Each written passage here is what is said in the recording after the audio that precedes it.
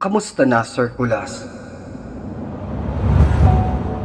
Matagal na akong nakikinig ng iba't ibang mga horror channels, mapa-English man o Tagalog, malaki at maliit. At nang maligaw ang isang kwento ng programa mo, ay isa ka na sa aking naging mga paborito.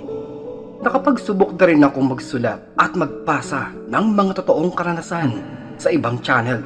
Kung kaya dito ay nais kong subukan, lalo pa na hindi ka pumapalya sa kakaiba mong paraan ng pagkukwento ng kababalaghan. Kaya magbabaka sakali ako na marinig sa ibang konsepto naman ang aking ibabahagi sanang kwento, at ikaw na din sana ang bahalang umayos nito. Heto po.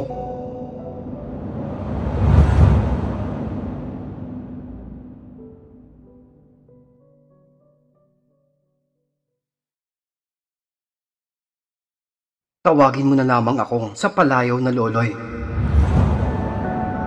Ang istoryang ito ay hango sa kwento at buhay ng aking lolo, Antonino. Ilang parte ng mga kwentong nababalot ng hiwaga, palaisipan, kababalaghan at umaatikabong mga habulan. Noong nabubuhay pa ang aking lolo, ay laman ng usap-usapan ang mga pangyayaring ito, sapagkat sa aming bahay po dito sa may Kabisayaan ay may isang napakatanda at kakaibang puno. Madami na ang nagsabing hindi ito isang normal na punong kahoy lamang, dahil ang matandang puno ito sa tabi ng aming kabahayan, kadalasan ito daw ay kakikitaan ng mga kakaibang uri ng mga bunga, tulad na lamang daw ng mangga. At hindi lamang basta mangga, kundi nalalaglag sa ilalim nito ang mga bungang manggang kalabaw, katsamita, santol at yesa. Alam ko na kayo po mismo ay nagtataka. Hindi ko kayo masisisi. Ngunit ang pinakamas nakapagtataka dito na ang puno pong ito ay isang puno ng balete. Nakakamangha pa nito ay wala naman itong kalapit ng mga nasabing puno para kakitaan ng ganitong mga bunga. Dahil tanging nasa paligid nito ay ang mga punong ipil-ipil, kamatsile at mahogani. Hindi naman nila ito aktong nakikita na namumunga ang puno ng balete ng sari-sari, kundi sa tuwina ay sa ilalim nito doon nila napupulot ang mga iba't ibang bunga ng prutas. Pero ang mas nakapagtataka pa na ang punong ito ng balete ay halos patay na. Iilang bahagi at sanga na lamang nito ang may bakas ng buhay. Mga iilang tubo ng dahon na nagbibigay lilim at ilang bahagi ng ugat at sanga na natutuyot na dahil sa itsura nitong taglay. Naika pa ng ilan naming kapitbahay kung kaya din pala daw nagkakaganito ang nasabing puno ay dahil ilang beses na daw itong tinamaan ng kidlat.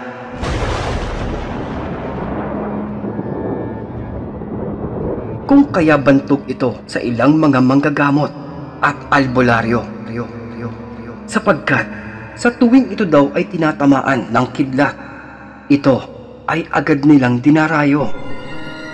Ito ay upang kuhanan ng ika nga nila ay mahiwagang mutya, mga anting-anting, mga agimat na nagtataglag ng mga kakaibang kapangyarihan at galing, na kung inyo itong mapapasakamay, ikaw ay magkakamit ng kakaibang lakas, liksi at bilis. O di naman kaya ay magagamit sa panghahalina sa umaapaw na swerte ng buhay.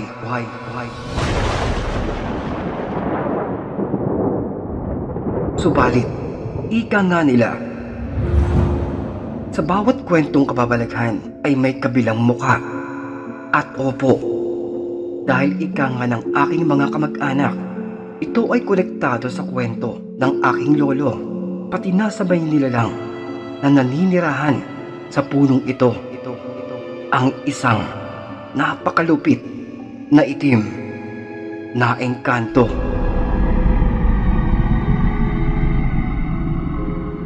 At ayon noon sa kanilang kwento, isang araw, nagising na lamang daw ang buong kabahayan dahil sa may sigaw ng aking lola. Nagimbal ito sa bumungad sa kanyang umaga dahil nagkalat ang mga patay na manok sa buong paligid. Nakahandusay sa may lupa ang mga walang buhay na mga inahin at nakabitin ang mga tinaling talisayin.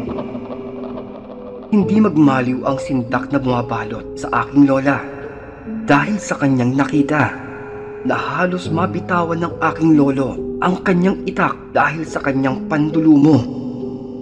Naika pa ng mga nakikiusyoso. Talaga lamang napakasaklap nun, do. Sino ba naman ang hindi panghihinaan? Nakadakda pa naman daw ilapag ni Mang Antonino ang tatlo nilang panabong sa may linggo. Sayang! Hindi na daw pwede itong iadobado eh. Kawawa naman. Papaano kaya ito? Alam ko na. Ipahiram na lang muna natin yung alaga nating itik.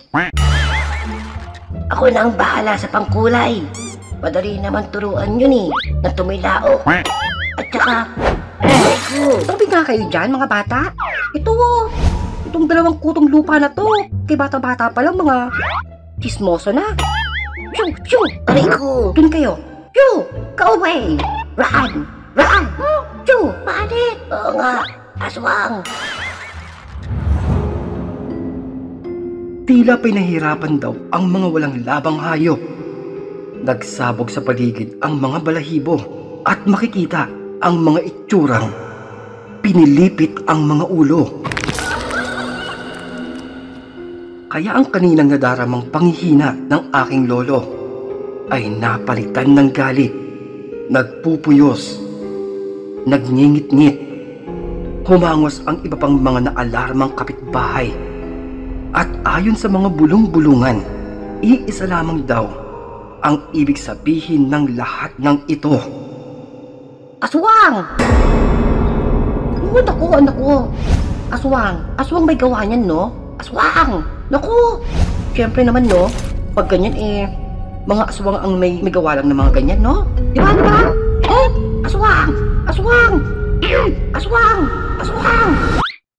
Aray! Bakit ba? Sigaw ka ng sigaw ng aswang dyan Tapos ako yung tinutulak mo sa harap. Mamaya, ako'y pagkamalan dyan Bitawan mo nga ako. Mamaya dyan bigla nila ako damputin dito. Dahil sa ginagawa mo. Sus! Ito naman mari kong di kagandahan. Masyadong maramdamin Iba? Kahit ba ipagsigawan ko ditong isa kang maligno, no? Basta. Huwag ka lang naman na amin. Safe ka. Aray ko! Umusog ka na nga lang doon. Baka bigla nila akong igapo sa may plaza dahil sa'yo. Aray ko! Umusog ka nga doon. Galit.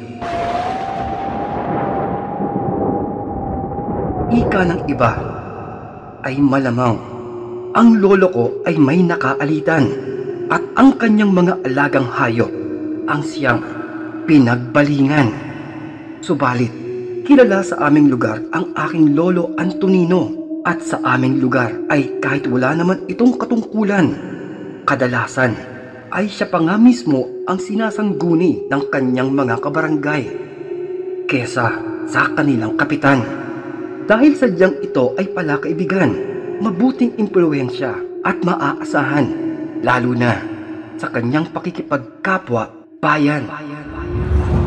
Kung kaya isang malalim na palaisipan ang nakakapanlumong senaryo, ngunit hindi sa isang matandang albularyo. Dahil Ika nito, batid daw ng aking lolo kung sino talaga ang may likha nito, na walang iba kundi ang isang idim at babagsik na engkanto na naninirahan sa may malaking puno.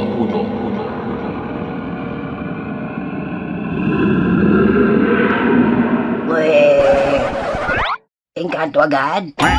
Baka naman natipuhan lamang ito ng isang asong ulol. May rabies. Tapos pinagsakmal yung mga chicken manok. Tapos...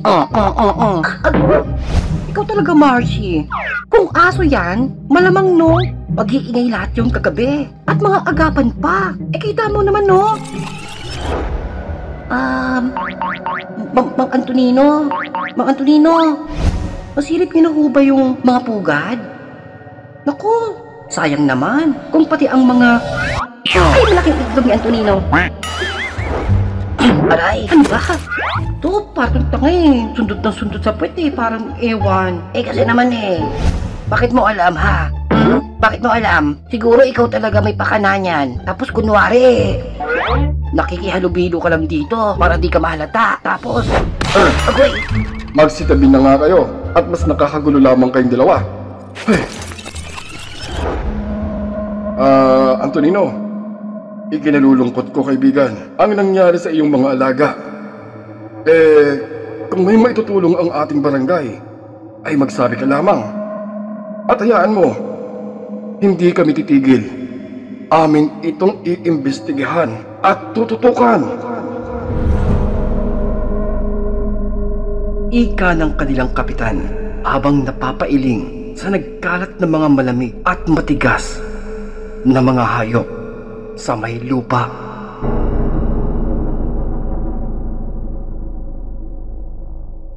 Kinahapunan.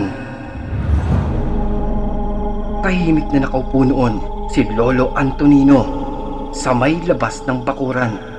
Nagpapahinga matapos mailibing ang mga hayop.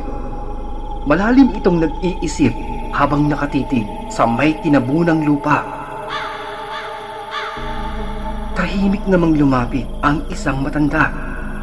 Sa kamarahan itong tinapi ni Mang Samuel, ang isang kilalang manggagamot. Ngayon Antonino, malamang ay nakuha na niya ang iyong atensyon. Oras na para ikaw naman ay tumugon. Hayaan mong alalayan kita. Dahil dito ay hinarap nila ang mapagbiro at peligrosong engkanto, sapagkat kung kaya pala nagkakaganito ang engkanto at ipinamamalas ang kanyang kawalang hiyaan, ay upang sindakin ang aking lolo sa kanyang angking kakayahan. Dahil isang dapit hapon, doon sa kanilang likod bahay, kasulukuyang nagsasalansan ng panggatong noon si Lolo Antonino, ay may bigla na lamang daw nagpakita. Isang nakakapangilabot na engkanto. Nakaharap niya ang isang nilalang na may taas na 10 talampakan. Napakaitim. May mahahabang bisig, mabalahibo, may nagpabagang mga mata, at may subong tabako. Umaangil ito habang tila hinaharangan ang kanyang daraanan. Kaya natigilan at napatulala si Lolo Antonino sa may kakatuwang nilalang na nasa may harapan nito. At dahil dito, biglang nabitawan ng aking lolo ang mga bitbit nitong mga kahoy na panggatong. Anak ng putya na manok! Aray! Bawit ako ito eh! Aray ko! Aray ko! Yung tamo! Pasensya na. Nangangalay na kasi yung braso ko eh. Tapos hinaharangan mo pa ako. Sabi kasi dyan, nagmamadali ako. Balik to eh. Aray! May kayop pa ako. Aray! Hindi nagpadaig ang aking lolo noon dahil sa kanyang nakita. Dahil batid nito, nasa oras na magpadaig ito sa kanyang takot, ay ito na mismo ang kanyang pagkatalo. Na matapos daw noon, nang balikan ng aking lolo ang malaking nilalang, ay bitbit nito ang isang dakot na asin at abo, ay bigla naman itong naglaho. Na dito daw napakamot ang kausap na albularyo. Anak ng, sira ulo ka din pala eh. Ano ba naman yung kahit na sumigaw ka ng bagya para kunwari natatakot ka? Ka Samuel naman. Anong magagawa ko? Dala ng aking labis na pagod. Saan pa ba ako dapat matakot? Sa may nilalang ba na may subo lang na tabako? O dun sa bunganga ng misis ko? Aba, sige, magpalit tayo. Ha? Di na uy. Makipagpalit na lang ako sa may kalabaw. Bueno. Antonino, alam mo naman, huli itong babalik. Alam mo na ba ang iyong mga dapat gawin? Dito umiling ang aking lolo. Kung kaya sila ay nagplano ng kausap nitong albularyo. Kung kaya bago pumatak ang alas 12 ng Biyernes, binalutan nila ng kordon ng mga tanso ang buong katawan ng puno ng balete. 7 beses pabilog ng pakanan at 7 beses ding pabilog ng pakaliwa. Saka ipinako nito sa may katawan ng puno ng magkabilaan. At binudburan ang palibot ng puno gamit ang 3 elemento.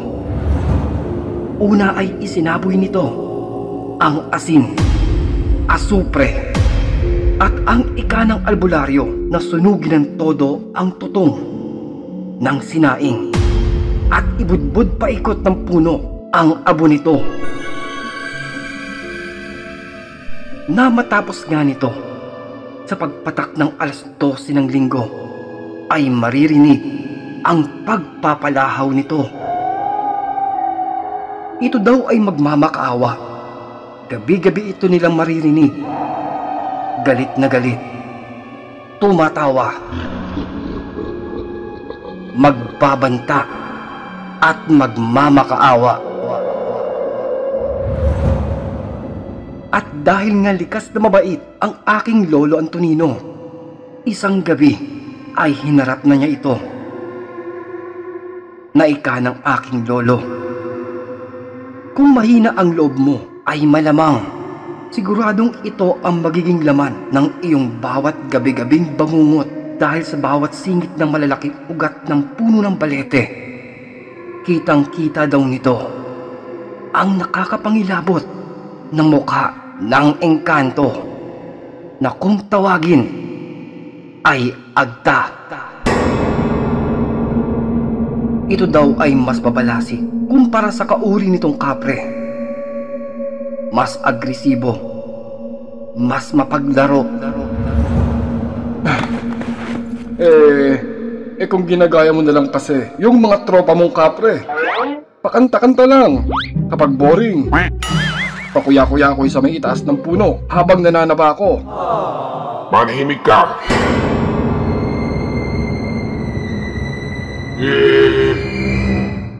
Wala akong magawa eh. At saka, eksakto, kakalabas ko lamang noong makita kita. Abay, hindi ko nakasalanan yun, no? At itatanong ko lamang kung pwede bang... Oo, tamo. Kung ano, ayusin mo yung sasabihin mo. Huwag naman masyadong malapit yung pagpapausok no. Abay, ang sakit-sakit din. Baka mauna pa ako magka-tuberculosis dahil sa ginagawa ninyo. Pwede? Diyos mio, napaka-arte nito. Sir Narrator, dahil ayon sa aking lolo Antonino, nais lamang daw ng nilalang na ito na tigilan na ng aking lolo ang pagpapausok nito, lalo na ng siga na may halong buto o bunga ng tuba-tuba. Ito po iyong halamang gamot na madalas na ginagamit ang dahon nito upang gamiting panglunas sa bawat pilay, kabag o sakit ng tiyan. Na matapos hugasan ang dahon nito ay lalapatan ng langis saka itutubog sa pagpapadaan ng apoy hanggang sa magbago ang kulay nito at lumambot. Subalit, kabaliktaran naman ng buto nito dahil sa may kaakibat na lason ang katas o dagta nito. At kung masasama ang buto nito sa pagsisiga ng mga dahon ng kamagong ay hindi ito kaaya-aya sa pakiramdam o katauhan.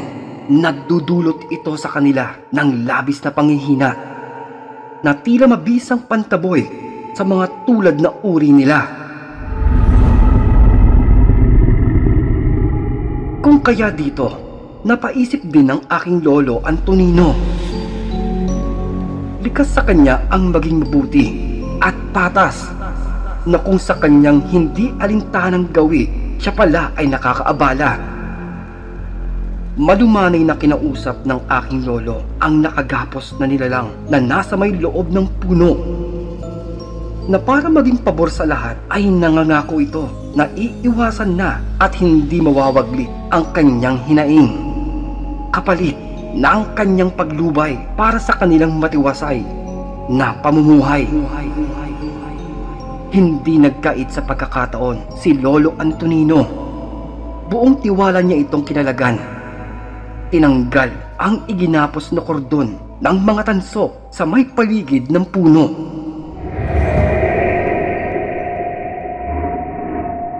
Nakinabukasan ding iyon, nang kasulukuyan daw itong nagkakape, ay nagulat na lamang ang aking lolo dahil sa kanyang nakita.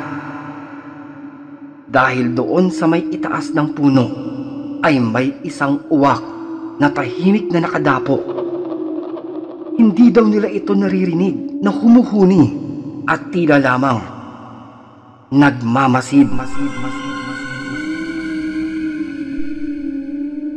Na ayon naman sa may matandang albularyo, ay ito na mismo ang naninirahan doon sa may puno bilang pagtupad sa kanilang kasunduan.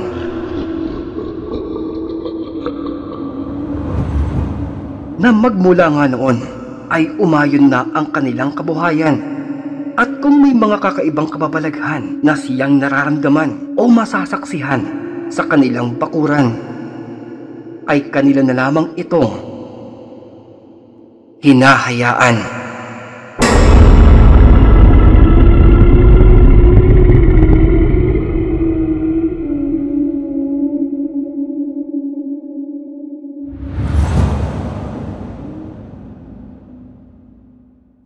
Taong 1900 at 1973, pumanaw na po ang aking lolo. Na matapos nun ay kasabay ng punong ito ang wari pamamaalam din sa mundo. Dahil nang yumao si Lolo Antonino ay tila tumahimik ang puno.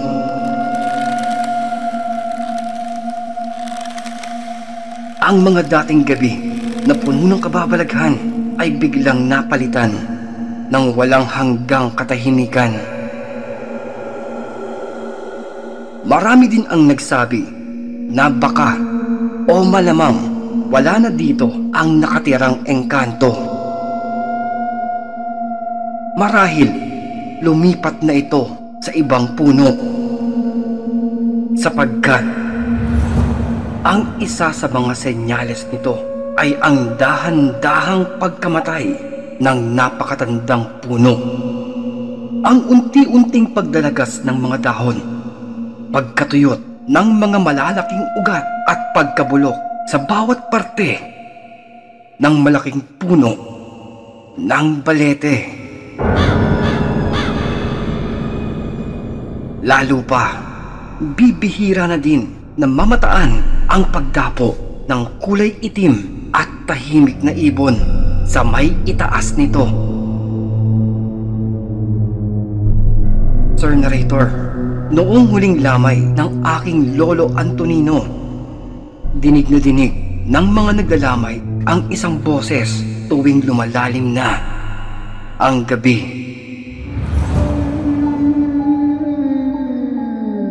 Malungkot, malamig na tinig, malalim.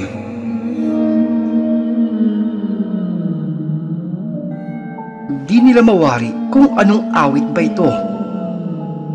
Pero ang tono ay talagang napakalungkot, tila isang paghihele sa gabi. Wari pagtangis ng pamamaalam. Pero ika pa nga ng aking lola Crising, minsan ay nakita niya pa daw sa may bintana ng kusina ang malaking nilalang na agta. Tila naaninag niya pa itong dumaan patungo sa may likod bahay, at nang kanya itong sundan, nakita niya itong tahimik na nakatayo sa madilim na sulok ng bakuran. Nakatindig, wari may hinihintay.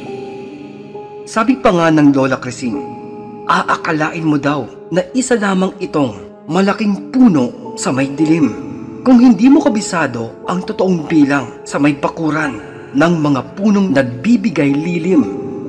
Mapagbalat kayo, mapandaya ng mata.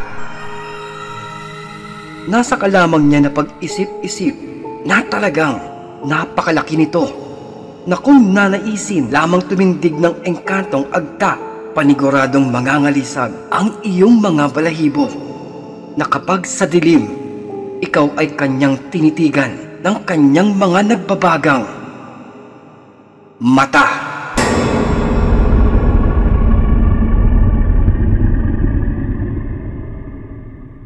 Lumipas ang mga panahon. Ito na kami sa pamilya bilang mga bagong henerasyon. Panahon ito ng bakasyon. Naisipang dumayo sa probinsya ng aming mga kamag-anak mula pa sa malayo. Kabilang na dito ang pinsan kong kasulukuyang nagdadalang tao. Matapos ang masarap na pananghalian ay sinamahan ko sila sa may puntod ng aming lolo, saka inilibot sa buong kapaligiran na kanilang matitipuhan.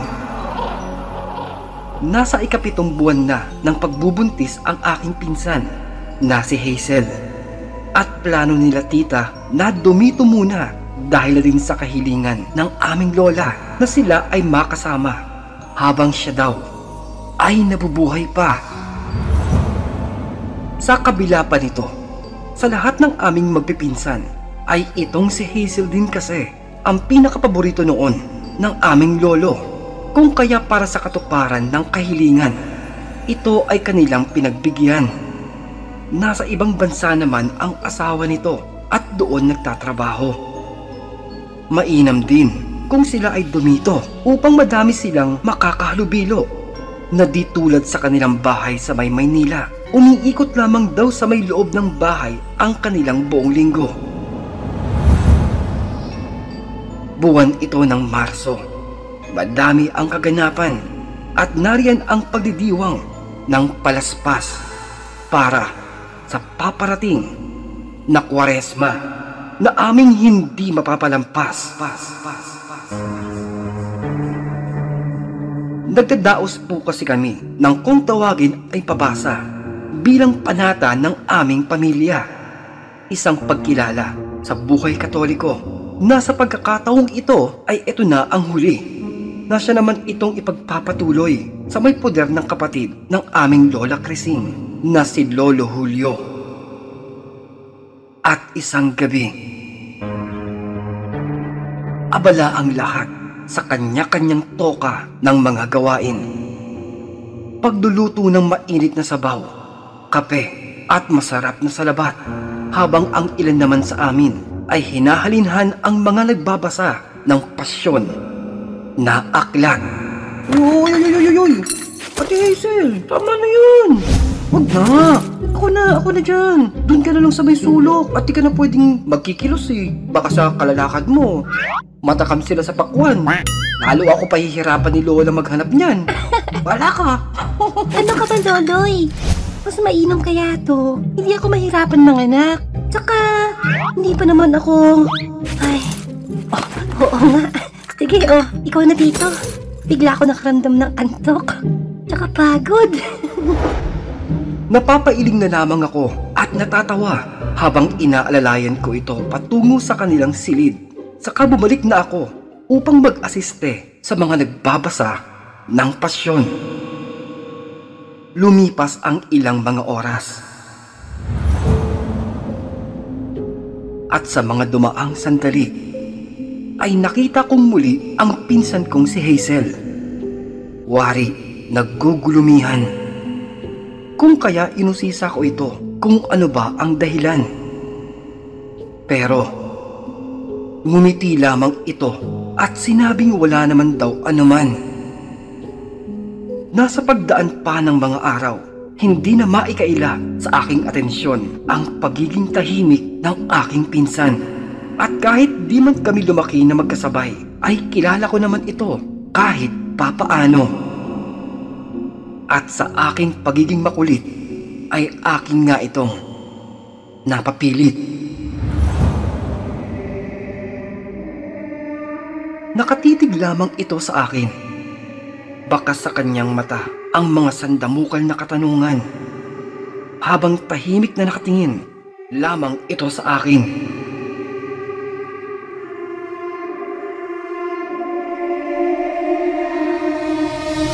Ang pogi ko, ano? Ano ka ba, pinsan? Huwag ka mag-alala. Di na bago sa akin yan, no? Kahit sila nga pag nakikita ako eh. Di makapagsalita eh. Inahabol na lang ako ng walis tambo eh. Para tong timang. Hindi. Kasi... Kwan. Loloy. May nakikita kasi ako. Ha? Naku, mahirap yan ah. Teka pinsan. Umikit ka. Ayan. May nakikita ka pa? Che! Para tong timang. Hindi. Ito naman eh. Kala mo alimango kung makakurot eh. Ang kirot. Ano ba kasi yun? Kasi Kwan. Loloy. May nakikita kasi ako. At dito, huminga muna ito ng malalim sa kalumingon-lingon sa aming paligid. Sapagkat, tulad nga po ng palagi niyong sinasabi sa mga kwento, sa tulad niyang lumaki sa Maynila ay tila ayaw nagmumukhang ignorante sa mga bagay-bagay dito sa may probinsya. Kaya kadalasan, ang mga bagay na hindi maunawaan ay sinasarili na lamang. Pero, nangilabot ako nang nagkalakas na ito ng loob para magkwento. Dahil ika ng aking pinsan. Mula pala nang dumating sila dito, ay may mga kakatuwang mga bagay na itong napapansin. Dahil tuwing araw sa kanyang bintana ay may isang itim na ibon na palaging bumibisita. Tahimik lamang itong nakadapo. At sa tuwing ito'y kanyang lalapitan, ay bigla na lamang itong lumilipad. Papalayo. At sa kalaliman naman ng gabi, mga pagsitsit, pagtawag ng pansin, mga boses, malalim na tinig, malamig na hindi nakaligtas sa kanya ang masangsang na halimuyak ng matapang na sinusunog na dahon ng tabako. Ngunit dahil buntis, inaakala lamang ng aking pinsan baka resulta lamang ito ng kanyang pang-amoy na napakasensitibo. Pero hindi ang mga tila anino sa may labas ng bintana. Na madalas niyang nahuhuli at sa dilim ay mabilis itong nagkukubli. Wari isa lamang niyang mga guni-guni at nitong huli ay halos di nito kayanin ang biglang paninigas at pagsipa sa kanyang sinapupunan. Dahil sa pagkakataong ito ay kanyang nakita doon sa may labas ng bintana ang isang pares ng tila mga nagbabagang mata.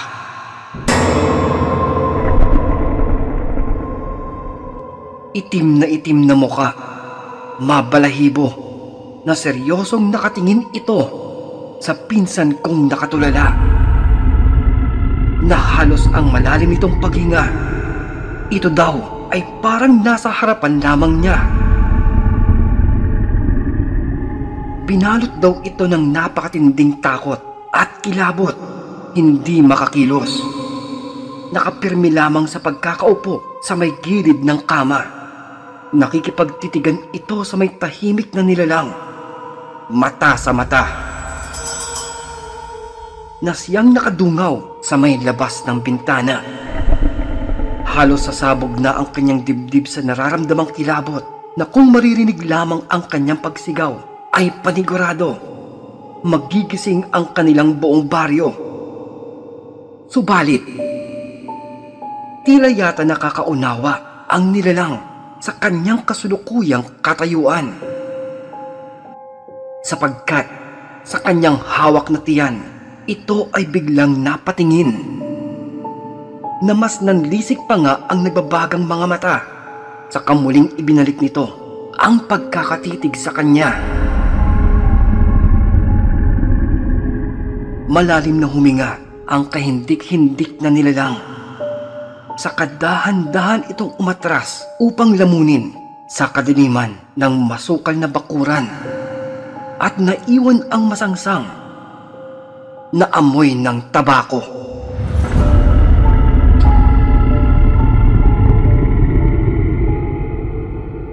Yan! Ang payapa ng mental health ko dito eh. Tapos yan iba pa sa lubong mo? Yan tayo, Ate Hazel eh. Mga kwentong... Naku! Hindi!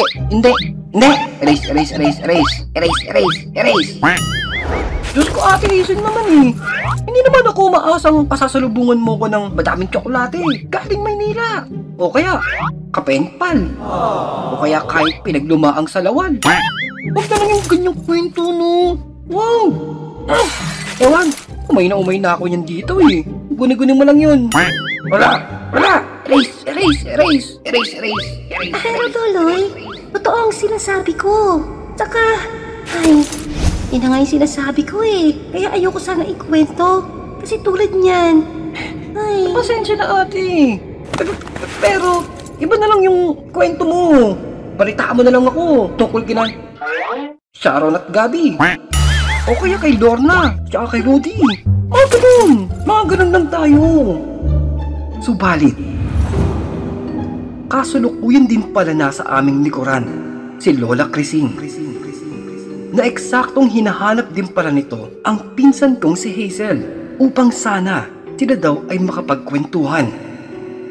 Dahil nga sa lahat ng aming magpipinsan, ito ang noon pa nilang pinaka-paborito. O siya ha, exit na ako ha. Ayan na pala si Lola mo eh, no? Kayo Lola, usap na muna kayo ng paborito mong apo ha? Aray ko! Ito talagang si Loloy na anak ni Crispin. Maanang-mana sa amang matampuhin. Hindi naman sa itong si Hazel lamang ang aming paborito. Sadyang nauumay na kasi kami diyan sa pagmumukha mo. Bakit kaya? Bakit di mo kaya subukang maglayas? Mga 10 taon para naman ikaw ang aming hanapin. Wow! Iba no? Iba! Sarap naman ang lambing mo, Lola no? No? Masyado mong pinapalata Hindi mo ako talaga mahal no? Ito naman. Siyempre, biro lamang. Hazel, Apo, makinig ka. Huwag ka na mahiya, Lola. Idagdag mo na yung... Hazel, ang paborito kong apo. Ganun! Huwag ka na mahiya. Kunwari wala ako dito. Che, napakasiloso talaga nito. Bueno, Hazel, Apo, narinig ko ang inyong usapan. Look, narinig mo yun, Lola? Di ba nga kamo? Nabibingi ka na. Paano mo narinig yun? Sa tuwing umihingi nga ako sa iyo ng pera nabibingi ka. Che, lintik ka talaga Manimik ka muna. Malinaw pa ang aking pandinig, no? Asus! Malinaw. Ang layo-layo namin sa'yo Nakaandun ka kaya kanina sa may tumba-tumba mo. Che! O sige nga, kung hindi ka bingi, sabihin mo. Loloy, ang pugi-pugi mo.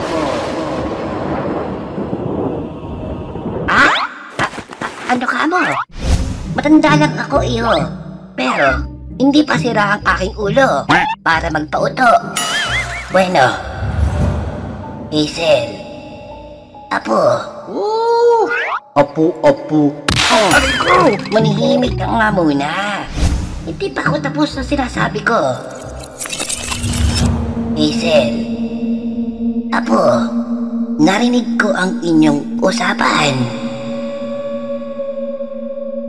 Sapagkat, ika ng aking Lola Crising, hindi na ito nagtataka kung ang kakatuwang nilalang na ito sa aking pinsan ay nagpapakita. Dahil bukod sa ito ay isang bisita sa aming probinsya. Nadarama daw ng engkantong agta na importanteng parte ito sa buhay ng aming lolo at lola. Kaya siguro ito ay naiintriga at bumibisita.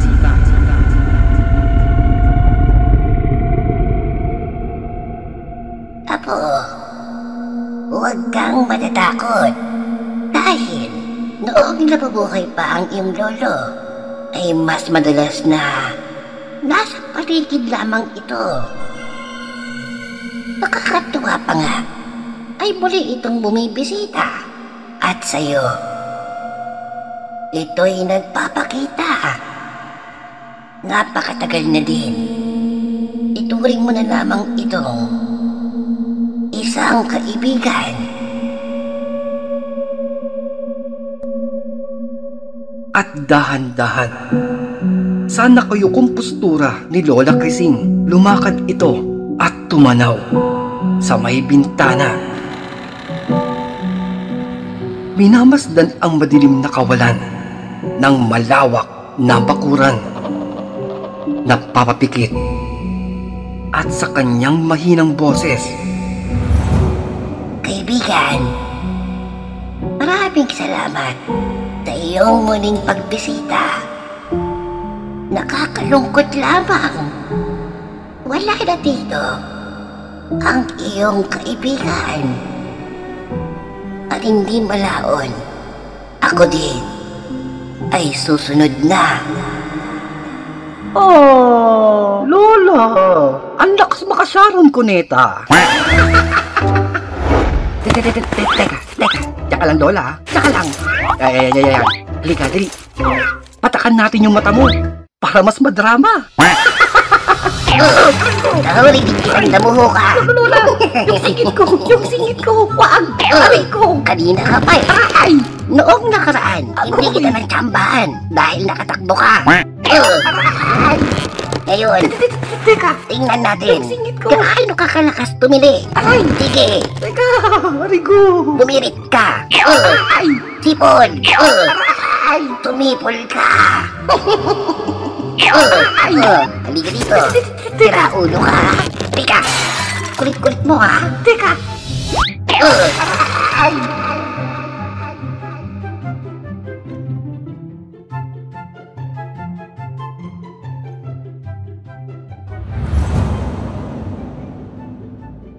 Huwebes Santo. Ilang araw na walang karne sa aming tahanan. Ngunit, hindi sa mga ibabahagi kong nilalang. Dahil sa gabing ito, kami ay binulabog ng mga hayok sa laman.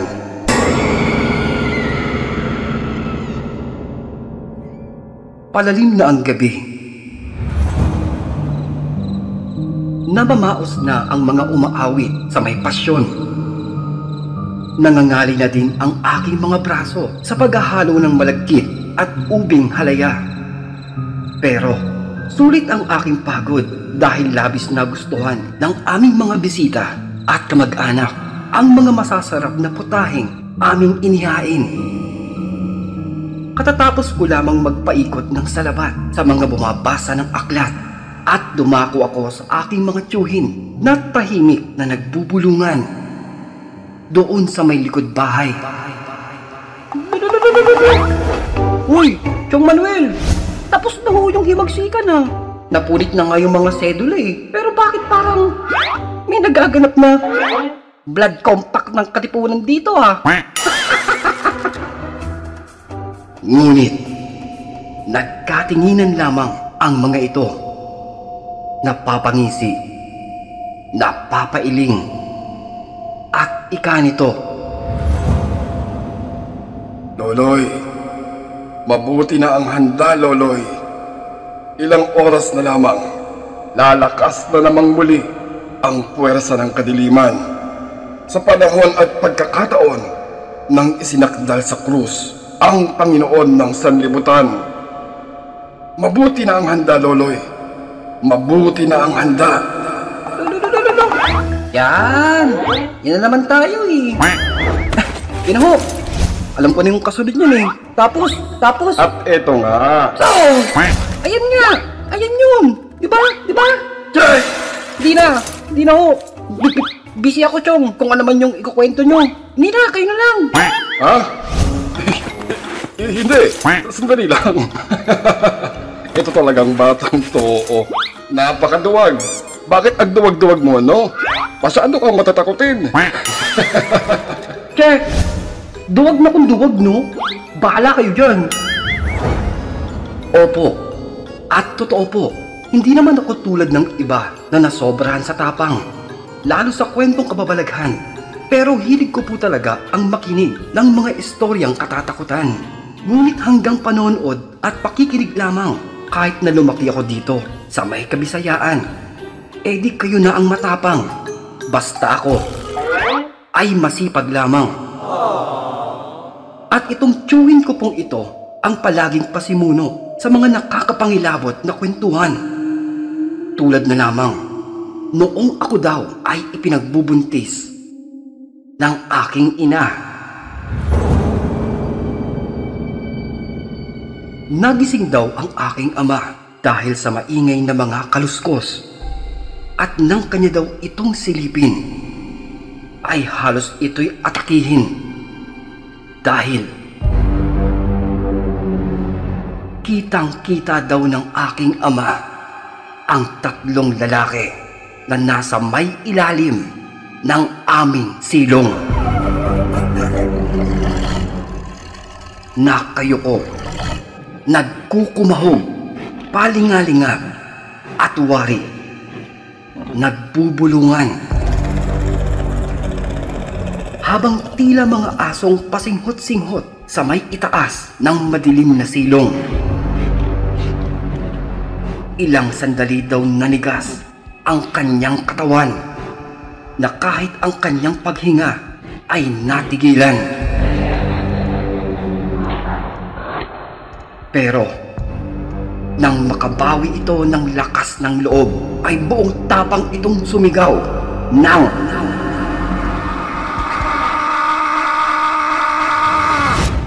Mga kapitbahay! May nakaubad na magnanakaw! Mga kapitbahay! na kahit ako ay natawa sa kwento ng aking ama. Pero sa kabila nito ay tila naman epektibo. Halos magkabanggaan pa daw ang mga nilalang dahil sa pagmamadali at kumaripas ng pagtakbo habang nag-uunahan. Mga kapitbahay! May nakaubad na magnanakaw!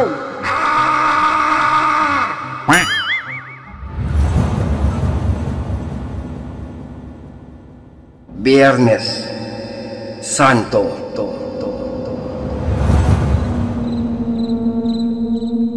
Oras na ng gabi. Bumigay na ang pambato ng aming pasyon. Sumuko na. Napaos na daw ito at kasulukuyan ng humihili sa mahaba naming bangko. Habang nakanganga. Ano Mang Eseng? Yan! Binibirit-birit mo pa nung nakaraan ha? Ginagaya mo pa yung boses ni Tom Jones ha? Tapos panay padampot mo ng malamig na limonada. Tapos lalantak ka ng matamis na halaya at leche plan. Ayan! Nagka-tonsillitis ka ngayon no? Mainit-init ka pa oh. Nagnat. O siya. Naipepay. Itabi mo. Ako na.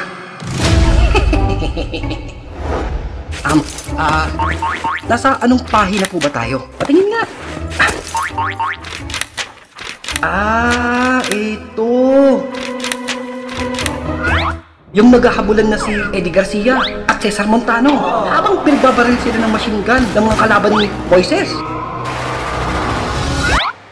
Agoy! Puro kakalokohan talaga, Loloy. Biro lang. Mahal na araw eh. Mainit ulo mo na ni Pepay porque sinabing patay na yung Diyos. Masyado naman pinanindigan ng bagaang mong kamay. Bilisan mo na nga. Bilisan mo at malapit na itong matapos. Ito. Pasya, tara na. Sige. Simbulan ko nanay ha. Sundan nyo lang ako. Follow me. Sige. Oo. Okay? Sige. Ready? Game.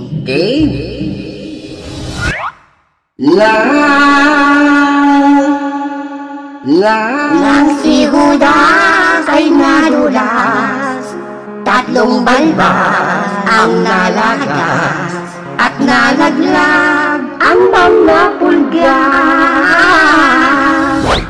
Aray ko! Loko-loko ka talaga, Loloy. Talaga tong batang to.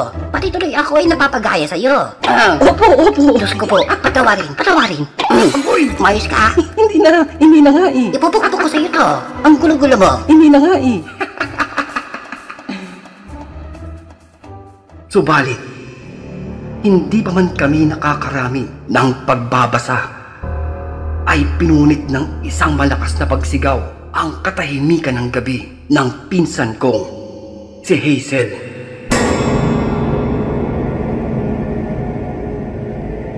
Humangos kami ng pinsan kong si Wancho doon sa may kwarto at kitang-kita namin nasa ibaba na ito ng kanyang kama. Nasa may sulok, takot na takot at nanlalaki ang mga mata sapagkat ika nito. Nagising daw ito dahil may isang lalaki sa may tabi ng kanyang higaan. Nakanganga, tumutulo ang malapot na laway habang nakatanghod sa kanyang namimintog na tiyan.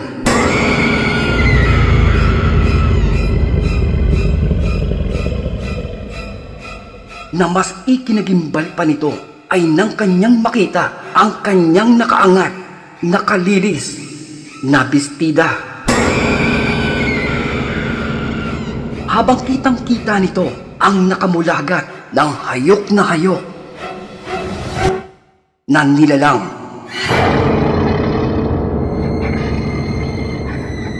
Titig na titig sa kanyang sinapupunan.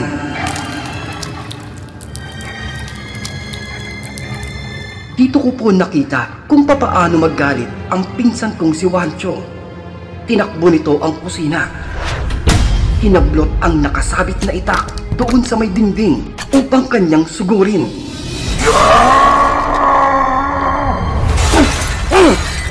Tama na! Uy, insan! Teka! Siguran mo ko. Teka! Papatayin ko yun. Maghunos TV ka! Papatayin ko yun. Teka! Listen! Tama na! Tumagig ka! Uy, teka! Papatayin ko yun. Sabi! Ganun! Ayaw mong tumigil, ha?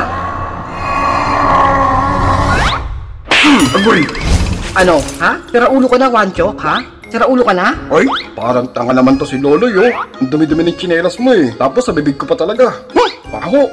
Ayaw mong tumigil, eh. Raulo talaga to, Ang oh. ingay-ingay mo. Kabilin-bilinan nga ni Lola. Huwag maingay. Lalo na't ngayong Biyernes Santo. Na dito ipinamuka ng pinsan kong si Wancho ang mismong sinabi ko. Dahil sa gabing ito ay wala daw si Hesukristo.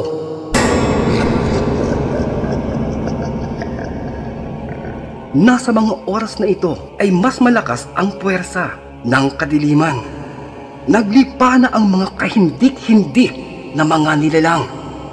Ang mga dating nagkukubli sa anino ng takot, mga nabubuhay sa pagsipsip sa kahinaan ng tao, ay ngayon mas lumalakas sa namumuong kilabot. At ito daw ang gumambala sa aking buntis na pinsan. Dito ay kabaliktaran ang lumukob naman sa akin. Lalo nang makita ko ang takot sa mukha ni Ate Hazel. Naluluha habang nakatingin ito sa amin. Kung kaya, galit na galit kong dinampot ang sandok at sabay kami ng pinsan kong lumabas upang ang kahindik-hindik na nilalang ay aming sugurin. Aray ko! Aray! Lola! Aray! Nagsabay pa talaga kayong dalawang damulag kayo. Ang iingay nyo. Pasok! Aray ko! Pumasok kayo sa loob. Lola! Pumasok kayo. Hindi na po! Hindi na po! Aray ko! Linchak! Sapagkat ayon kay Lola Crising ay wala naman kaming magagawa at mainam na dumito na lamang sa may loob ng tahanan at hintayin ang pagbabalik ng aming mga tiyuhin na sumaglit sa kabilang lugar dahil sa importanteng bagay. Dahil dito, naalala ko ang aking nakitang paghahanda kanina lamang ng aming mga tiyuhin, kaya napanatag na kami ng bahagya at itinuloy na ang aming mga gawain at kanilang pamamahinga. Pero parang totoo ang sinabi ng pinsan kong si Wancho, dahil hindi pa man lumilipas ang magdamag ay parang alam ng kung anumang nilalang na kasulukuyang mahina ang aming tahanan. At ang buntis na natutulog kong pinsan ay kanilang binalikan.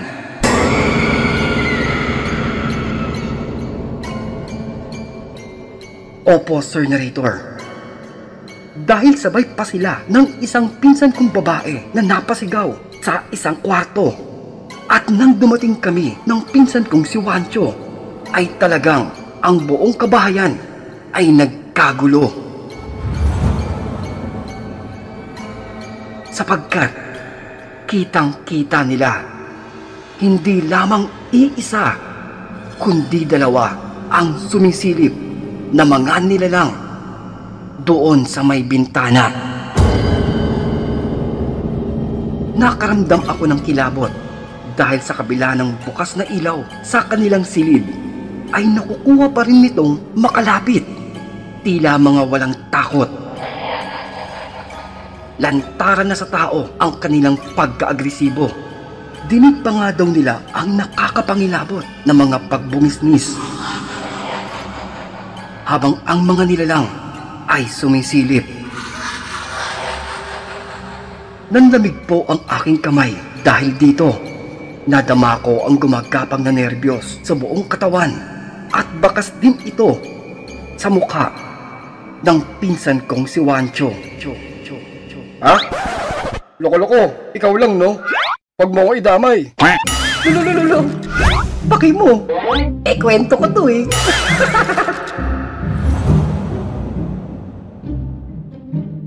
Sir Narrator, nakakabilib ang mga naiwang matanda na bumabasa ng pasyon doon sa may labas. Dahil nang mabatid nila na may nagaganap palang kababalaghan sa loob ng tahanan, ay naipagsasabay nila ang pagbabasa ng pasyon. Pati na ang pagdarasal na siyang pinangungunahan ni Manay Pipay. Mga kababayan, double time. Okay, 1, 2, 3, okay. Kapag ang walya na pupunuan ng grasya ang Panginoon Diyos ay sumasayo, hindi susin! Lumayas kayo sa halang ito! Mga kampulang katitiwan! In Jesus' name! Nang sikulas ay nadulas, sa katawan ay nabutas. O kulas! Kapag ang walya na pupunuan ng grasya ang Panginoon Diyos ay sumasayo, In Jesus' name! In Jesus' name!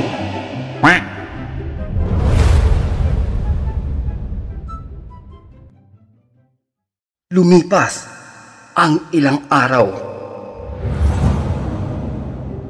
Hindi na gaanong nakaporma ang mga nilalang na gumambala noong gabi sa amin. Ngunit, maririnig pa rin ang kanilang pag-aaligid kaya mas pinaigting pa ang pagbabantay ng aming mga tiyuhin. Subalit, ang ordinaryong tao ay nanghihina din. Kung kaya, isang gabi, nakakuha ng pagkakataon ang mga nilalang sa kanilang pangangaswang sa buntis kong pinsan. Sapagkat dinig namin sa may bubungan ang muling pag-aaligid ng mga aswang. Nasa pagkakataong ito ay papauwi pa lamang ang aming mga tiyuhin mula sa kanilang maghapong pamamalakaya. Kung kaya kami lamang ng pinsan kong si Wancho ang tanging inaasahan sa may loob ng tahanan. Gusto ko man pong pabanguhin ang aking kwento para sa anumang kabayanihan, ay hindi ko ito kayang punan. Dahil kahit ang pinsan kong si Wancho ay nilalamon na din ng takot at nerbiyos. Sus, kwento mo yan eh. Bida ka dyan. Talaga? Pasa ka din kasi ng kwento mo para mas masaya. Pero Sir Narrator, ito po talaga ang parte na nais kong bigyang buhay. Dahil nung mga oras na naririnig na namin sa may paligid ang mga papalapit na nilalang, buong tapang kaming kumuha ng pangontrang bawang, asin at itak. Na di ko maiwasang mapalingon sa aking pinsan dahil kitang-kita ko ang tila kanyang pagsisisi bakit pa nila naisipan dito ay dumayo. Masakit po ito para sa akin. Dahil ipinagmamalaki ko ang masagana at masarap na buhay na mayroon kami dito at kayang ihain sa bawat kamag-anak na nais kaming bisitahin. Ngunit, hindi ang ganito. Kaya nang mas lumalalim pa ang gabi, ay mas naging nakakapangilabot ang mga sumunod na pangyayari. Dahil tinig ng pinsan kong buntis ang mga pagsitsit, pagbubungis-ngis, nakakapangilabot. Nasa kabila nito ay ang nakakaawang boses ng aking pinsan. Humahagulgol, tumatangis, at makakasama ito sa kanyang sinapupunan. At dahil dito, mas hindi na namin alam ang aming gagawin laban sa mga nilalang na umaaligid sa amin. Nang biglang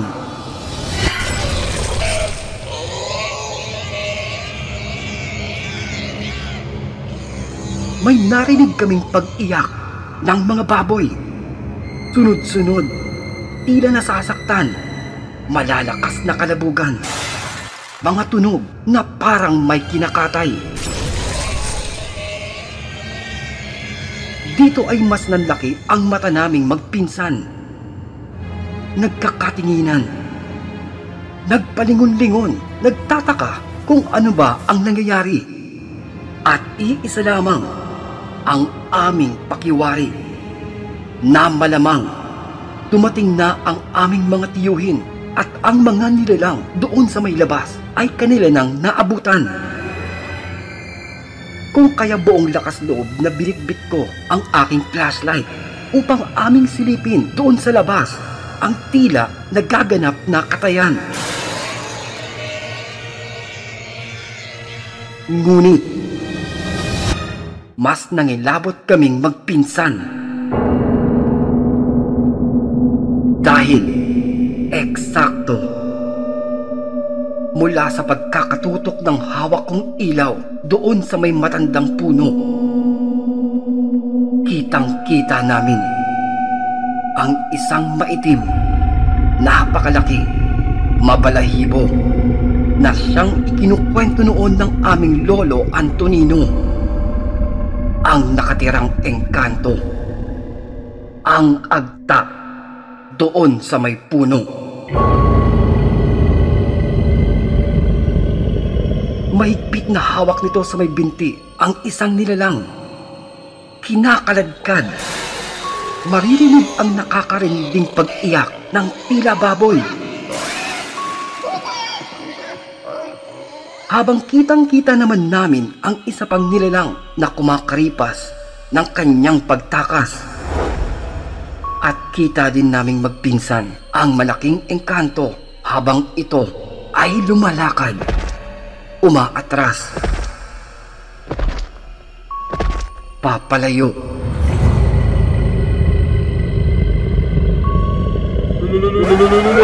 Wala naman akong nakitang ganun eh. At saka... Ay, wow! Narrator, no? Narrator! Pakibura na nga sa kwento yung nog-nog na to. Panira eh! Andun na nga eh! Andun na oh! Buti nga sinasali pa kita sa kwento eh! Dapat ako lagbida dito eh! Eddie don't.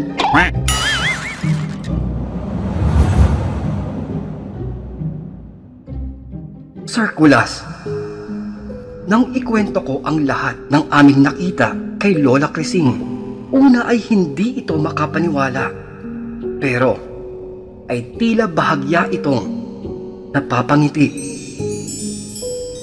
Nagliwanag ang muka dahil ika nito na baka mismo daw ang kahindik-hindik na engkantong ito ay nakahabag na sa may sitwasyon ng aking pinsang buntis. At ayaw na masira ang naiwang reputasyon, kung kaya ito na mismo ang gumawa ng aksyon para sa alanganing pagkakataon. Nasa pagdating ng aming mga tiyuhin ay halos di din sila makapaniwala, lalo nang ituro namin kung saan lahat naganap ang aming mga nakita. Tos, wala naman kasi talaga dun eh. Inventor din to eh. Gawa-gawa kwento. Narrator bro! Burahin mo na nga yan! Sinungaling. Gawa-gawa kwento. Narrator bro! Kinabukasan, dito naging mas interesante ang lahat. Dahil may kung sinong kinakahulan ang aming aso doon sa may labas. Kung kaya ay sinilip ko ito upang alamin. Subalit, nang lingunin kong muli ang kaninang nilalang doon sa may dilim, ay kitang-kita ko ito. Paika-ikang tumatakbo. Na dito ko na ipagkonekta na nung gabi na makita ko ang napakalaking engkanto ay mahigpit na hawak nito ang isang nilalang sa may kaliwang paa.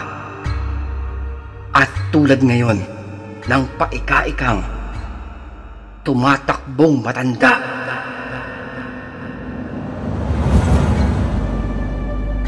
Sana po ay nagustuhan ninyo ang simpleng kwento sa buhay namin dito.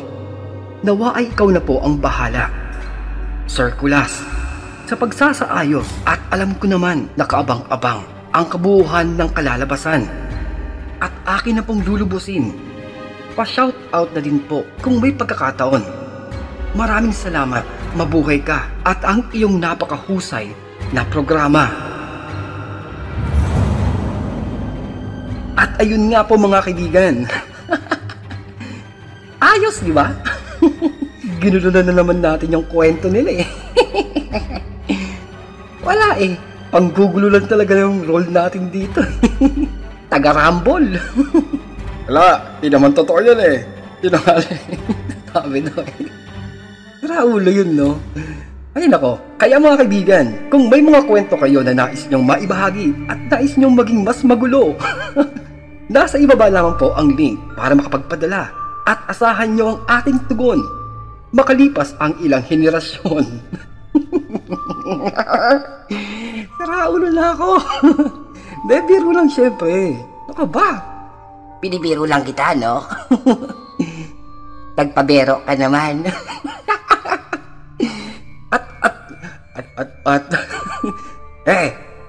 At kung inyo pong nagustuhan ng bersyon ng ating kwento, ay napakalaking tulong po ang pag-click ng like button, pati na lalo ang pag-subscribe, lalo na sa tulad nitong maliit na channel na nagsisimula pa lamang at may hangaring mas makatulong pa balang araw na makapagbigay ng aliw. Postahan, matidemonetize din to si Mang Kaka. Ay nako po. Tulungan natin, tulungan lang, ganun. Wala man tayong kalakasang manakot. At least tagatanggal tayo ng bugnot. O, di ba? O siya. Yun lamang po mga kaibigan. This is Kulas of Pinoy Horror Encounters na nakikitambay sa Tagalog Horror Classics na nagsasabing walang lasinggerong mapupunta ng langit dahil sa bahay nga hirap nang makauwi. Sa langit pa kaya? I know.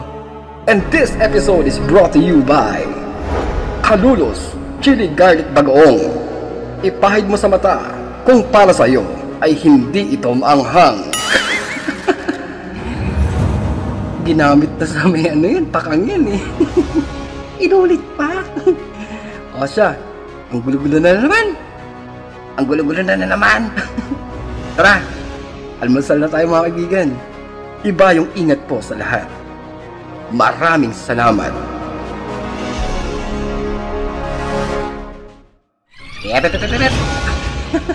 O, diba? Sa akin lang, tingnan mo naman. O, balik tayo sa mahaba-haba ng mga series. Mini-series. Masaya eh. O siya, mahahabol pa eh.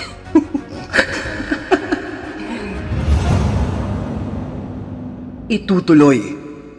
May karugtong. Pakitong-kitong.